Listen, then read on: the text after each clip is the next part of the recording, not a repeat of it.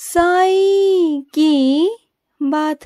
बच्चे, जो तोहफा मैंने तुम्हें दिया है ना मेरे बच्चे, वो तोहफा नहीं, वो अनमोल तुम्हारा आशीर्वाद है। मेरा आशीर्वाद जो अनमोल है तुम्हारे लिए मेरे बच्चे, वो मेरा अनमोल आशीर्वाद है मेरे बच्चे। उस आशीर्वाद को तुम्हें संभाल कर रखना है मेरे बच्चे।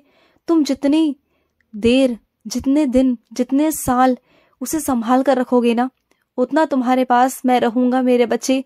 और तुम मेरी सेवा करते रहना, तुम्हें मेरा आशीर्वाद भरपूर मात्रा में मिलता रहेगा, भरपूर मात्रा में।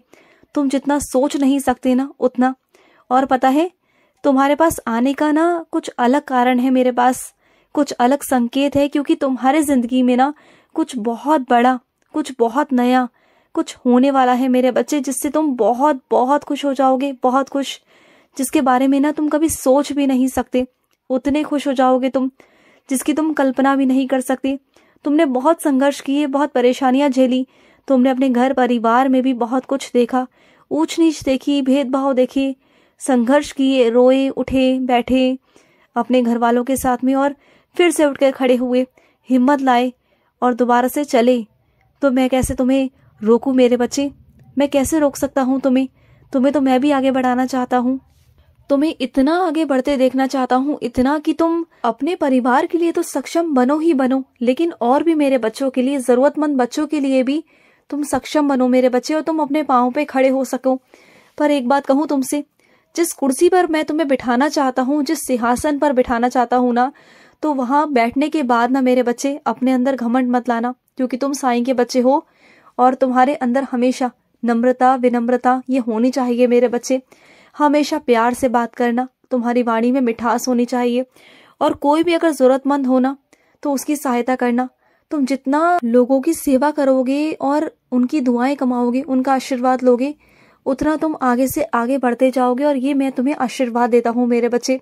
जितना तुम लोगों की सहायता करोगे ना मेरे बच्चे, तुम उतना आगे जाओगे, उतना।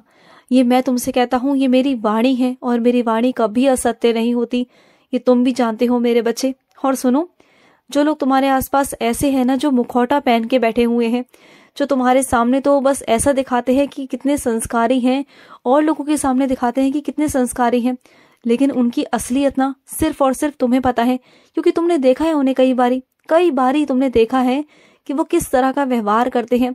बस उनका सब नाटक है कि वो बहुत बड़े संस्कारी हैं, ये हैं वो हैं, दुनिया के सामने बस ईश्वर का नाम जाप करना, ढोंग करना।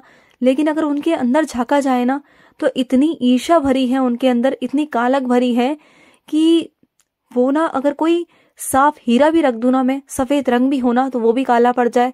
इतनी कालक है उनके अंदर, इतनी ज्यादा ईर्ष्या भरी हुई है कि मैं बता नहीं सकता मेरे बच्चे, नहीं बता सकता।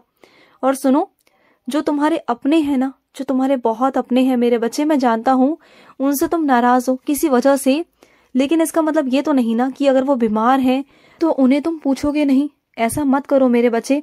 देखो, पूछना तुम्हारा फर्ज है, पूछा तो दुश्मनों को भी जाता है मेरे बच्चे। अगर कोई बीमार होता है ना तो दुश्मनों को भी पूछा जाता है, तो वो तो तुम्हारा अपना है मेरे बच्चे। तुम अगर नाराज हो तो इसका मतलब ये तो नहीं ना कि तुमने रिश्ता तोड़ दिया या रिश्ता खत्म कर दिया, नहीं ना। देखो, उनसे बात करो और उनकी हालचाल पूछो। वो तुम्हारा इंतजार कर रहे हैं कि तुम कब उनका हालचाल पूछोगे। पता है उन्हें बहुत बुरा लग रहा है कि तुम ना उनका हालचाल भी नहीं पूछ रहे हो। वो तुमसे कोई गुस्सा नहीं है, बस थोड़े से नाराज है। और जब तुम उनसे बात करोगे, हालचाल पूछोगे ना, तो उनकी नाराजगी भी खत्म हो जाएगी और तुम्हारी भी। बात करो, बात करने से नाराजगी दूर होती है, बिना बात करे तो गलतफहमियां बढ़ती है मेरे बच्चे। तो जाओ और जाकर बात करो, फोन करो उन्हें और बात करो, वो तुम्हारा इंतजार कर रहे हैं मेरे बच्चे। और सुनो, जब भी मेरी साइंस का चरित्र पढ़ने बैठते हो ना, तो ये मत सोचा करो कि मैंने स्नान नहीं किया। तो सुनो मेरी बात को, इस वहम को मन में मत लगाओ। जब तुम सुबह सुबह स्नान एक बार कर लेते हो ना, तो उसके बाद जब भी तुम साइंस का चरित्र पढ़ो कभी भी मेरे बच्चे, तो अपने हाथ पांव अच्छे से धोकर फिर तुम साइंस का चरित्र का पारायण कर सकते हो। कोई बात नहीं है, तुम्हारे बाबा का पाठ है, वो तुम्हारे साईं का है, तो इसमें इतना वहम मत किया करो। आराम से जब मन करे तब कर लिया करो, कोई बात नहीं।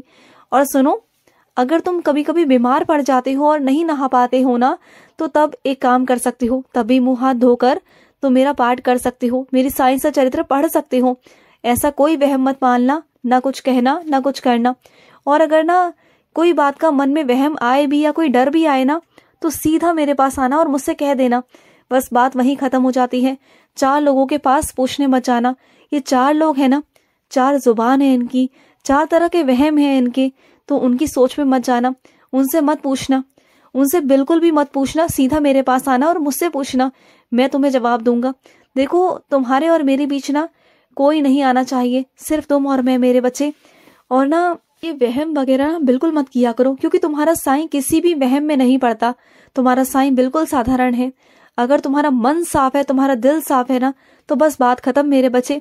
कई मेरे बच्चे तो ऐसे हैं कि उनका मन साफ नहीं होता, उनकी नीयत में खोट होती है, लेकिन फिर भी साईं सा चरित्र पढ़ रहे होते हैं। उन्हें लगता है कि उनके बाबा नहीं जानते हैं, और जो मैं साईं सा चरित्र पढ़ रहा हूं ना, बाबा बस वही देख रहे हैं। नहीं मेरे बच्चे, तुम्हारे बाबा हर एक चीज देखते हैं मेरे बच्चे। तुम्हारे करने का भाव, तुम्हारी नीयत, ये सब देखी जाती है मेरे बच्चे। तभी तो ना कई मेरे बच्चे जो साईं सा चरित्र बहुत कम पढ़ते हैं, मेरा पारायण बहुत कम करते हैं, लेकिन उन्हें बहुत जल्दी मेरी लीला देखने को मिल जाती है।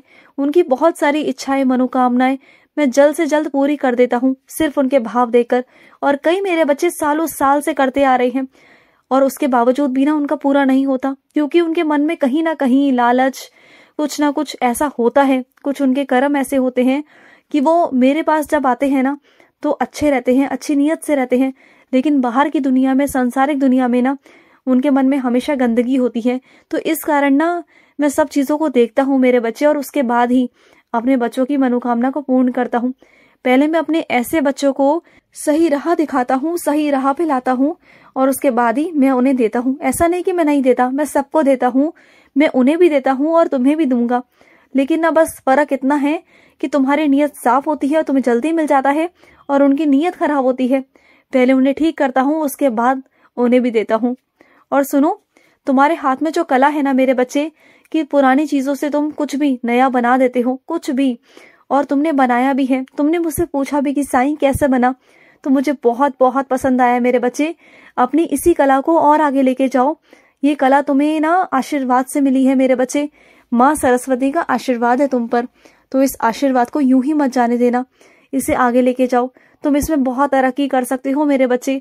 किसी भी चीज को तोड़ मोड़ कर, पुरानी चीजों को नई तरीके से बनाना, उसको नई चीज बनाना, ये हर किसी की बात नहीं होती मेरे बच्चे, और तुम में है ये, तो बनाया करो मेरे बच्चे। और सुनो, कल ना तुम्हें कहीं से निमंत्रण आया है मेरे बच्चे, मेरी पाठ पूजा का, तो वहां जाना जरूर मेरे बच्चे।